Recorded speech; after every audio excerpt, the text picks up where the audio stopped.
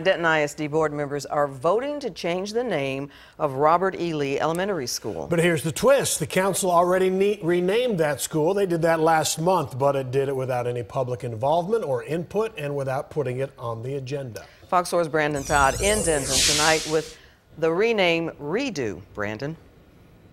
Yeah, exactly. And the board right now is in the process of that discussion and revote. They'll also be clarifying their policy tonight on renaming schools, considering there are people who hope that policy will change. Making the move to honor and recognize Alice Moore Alexander, and we're simply here to say thank you. The handful of people who spoke to the Denton School Board supported its vote last month to change the name of Robert E. Lee Elementary School. But some wish there would have been public comment then instead of now. Fix whatever you have to do to take care of what should have been done, and let's move on. Tonight was the first time trustees heard public comment about removing the Confederate general's name from the school and renaming it Alice Moore Alexander Elementary, after an educator whose service to the district spans 4 decades.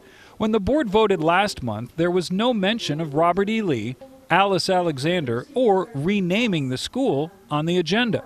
Some have even questioned whether any open meetings laws may have been broken. The district spokesperson told me the board didn't specifically call for public comment or plainly state it on the agenda because the renaming policy didn't require them to. I think our board is committed to being open with our community, and so they want to continue to build that public trust, which is why it's on the agenda again tonight, to allay any question about this particular case or any particular case. There's been similar action in other North Texas cities cutting ties with the Confederacy, and most were thoroughly vetted in public meetings and open session discussions, oftentimes months before a final decision was made. Anthony Sims, Mrs. Alexander's minister, says he would have loved to talk about it in a public forum since he was the one who submitted her name in the first place. I think it should be a public thing where people can hear about it and talk about it and discuss it.